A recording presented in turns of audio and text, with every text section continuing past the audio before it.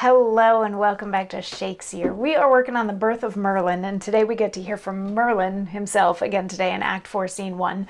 In Act 4, Scene 1, we are currently in Wales, and Vortiger, the king of the Welsh, has been trying to build a castle, but any work that they accomplish during the day is undone at night.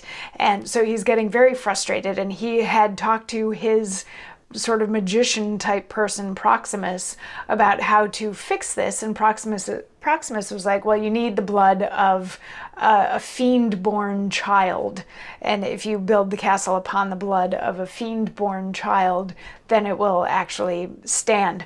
So fiend-born child, we just happen to have Merlin, who was born a grown adult of a human mother and the devil for a father. So a couple of gentlemen happened to be wandering by while Merlin and his dad were talking about Merlin's unique parentage situation. And these gentlemen were like, I think that that's who we're looking for. And like, can you prove that your mom was human? And in yesterday's monologue, we got to hear Joan tell her story where she was like, I was actually a very vain person, but then this really hot guy came along who appealed to all of my vanities, and boom, now there's a baby. So Merlin and Proximus got into a little tiff where Proximus was like, haha, look, I told the future. And Merlin's like, can you not see how soon your demise is coming? At which point Proximus got hit on the head with a falling brick from this castle that they've not been able to build, and he died instantly. And the clown is like, you'll tell me if any other bricks are gonna fall, right?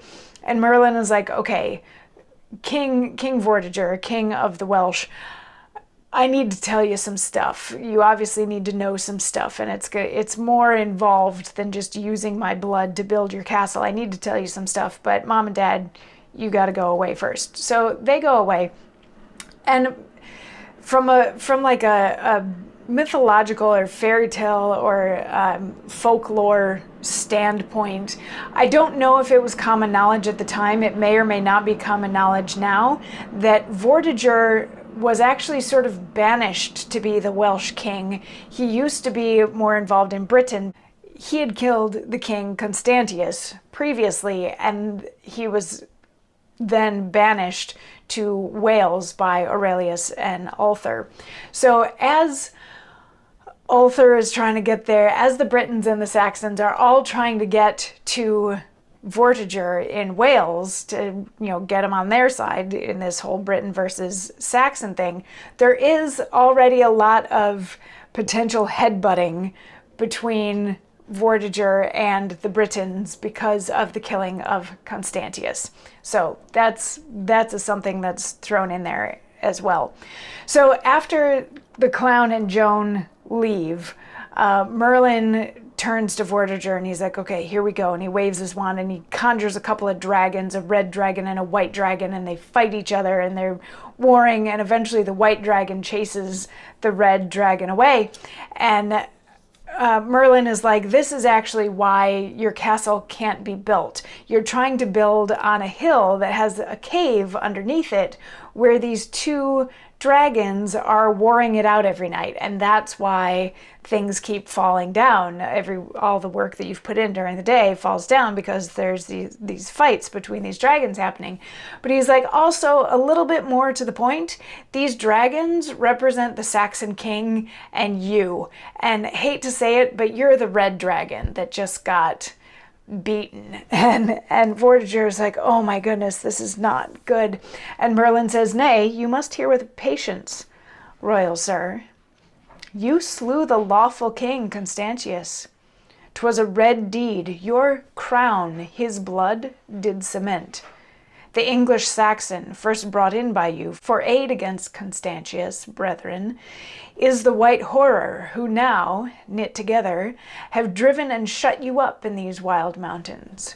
And though they now seek to unite with friendship, it is to wound your bosom, not embrace it, and with an utter extirpation to rout the Britons out and plant the English. Seek for your safety, sir, and spend no time to build the airy castles, for Prince Ulthar, armed with vengeance for his brother's blood, is hard upon you. If you mistrust me, and to my words crave witness, sir, then know, here comes a messenger to tell you so. And then a messenger enters. So what he's saying is, like, Vortiger, listen, and listen well.